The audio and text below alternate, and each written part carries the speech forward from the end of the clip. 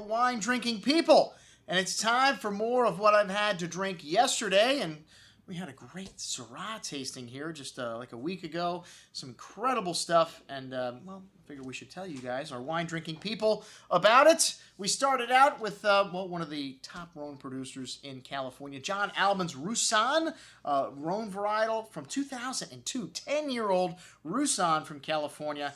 Absolutely stunning. A lovely beeswax and kind of flinty note to the nose. A lot of mineral, a little light smoke. Apricot and hibiscus flower. Really lovely richness on the palate here. Peaches and apricot fruit showing with a good hand of acidity still and layers of that minerality showing through the finish. Nice depth of fruit, that beeswax and honey character lasting to the end. Beautiful stuff, the Alban Rousanne. All right, well, we try the young stuff first. Usually, I set these wines out in 3 different flights. We had the young wines on 11, kind of the middle-aged guys, and the old guys on the left.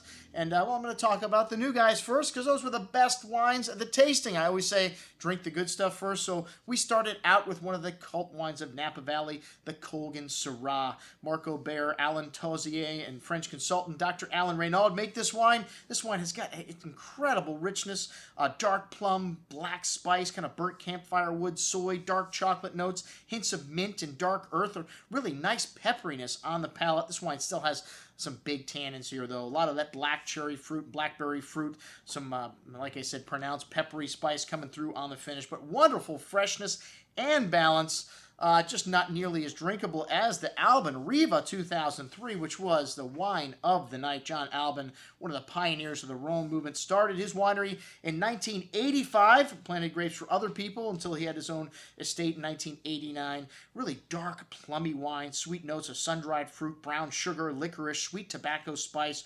Wow, big and chewy on the palate, but lovely round and ripe tannins. This wine just drinking so lusciously right now, and really the tannins in this much more approachable than the Colgin. What a difference a year makes. What a blockbuster this wine is, and just incredible nuance to the finish and length, and still wonderful freshness here. The CHAPOUTIer, kind of the underling in this first group, well, one of the cult producers of the Rhone, but this is one of his wines, one of his value wines. He buys fruit for this. It's a negotiant label, but still stood up to these 2 wines. It didn't seem like that much of the underling. Oh, yes, okay. It was a little bit lighter, some wild herbs, plum and dark cherry fruit, dried tobacco spice, and notes of kind of gravelly minerality, and fine tannins coming through at the finish. Definitely the most evolved of these 3, and still nice acidity, though, and nice balance for such a hot vintage. The Ophrys, an excellent bottle of wine. And hey, you know, at a Wine Watch event, you always get more than what we advertise, you know. The sequel, Walla, which thank you, Dr. Hugh Gardner, for providing that.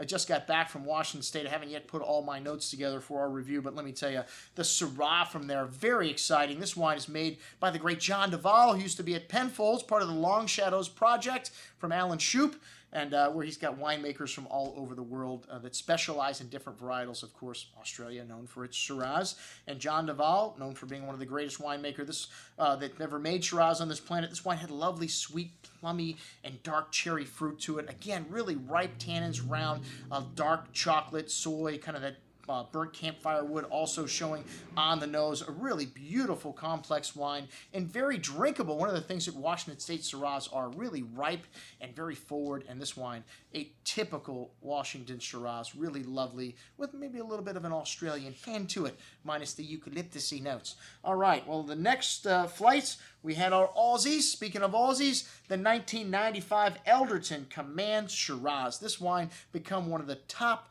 Shirazes since its first vintage in 1984. Truly one of Australia's most sought-after wines. And, well, the vintages like 1992, that was the last wine Mr. Jim Turner wanted to drink before he left this earth. I remember tasting that wine with him when we introduced this wine to the market over 10 years ago. Then 95 was awarded, 95, which we had this evening, was awarded 95 points for the Wine Spectator. It was in their top 100, and from vines that were planted 1894. Wow. So really, really old stuff. Deep alluvial silt here. This wine had that lovely eucalyptusy note to it. Dark cherry fruit, black peppery spice, black licorice, classic Barossa Shiraz, dark chocolate notes. A very strong herbal note to this wine after opening. And smooth and silky on the tongue. That herbalness started to fade a little bit as it opened up. A lot of dark plum and cherry fruit still left. Mint. A really nice freshness to this wine as well. Not over the top in terms of alcohol. Lovely balance, cocoa spice and licorice lasting through the finish. Most excellent, only to be bested by the George's Paddock from Jasper Hill, 1994. This wine of the night at our last vintage Australian tasting from Heathcoat, an area you can still buy vineyard land for $3,000 an acre. Dark plum fruit here, soy, exotic spices, brown sugar, a hint of that eucalyptus, smooth and silky on the tongue. Just had a little extra layer of richness here. Brown spice, dark chocolate, a touch of mince. Drinking at its peak, but still nice structure here, nice freshness. Like I said, just seemed to be a little richer than the Elderton wine. And lovely coca and mocha notes on the finish there. Most excellent juice. And then the Old Dogs, the 1993 Hermitage La Pavillon. I'm sorry, that was in the flight with the Jasper Hill and Elderton, but kind of got overwhelmed by those two wines. And this wine had a good amount of dirt on the nose, some black truffle, earthy notes, a bit of funk and barnyard there, black spice. Still had a bit of tannins on the palate, a little austere,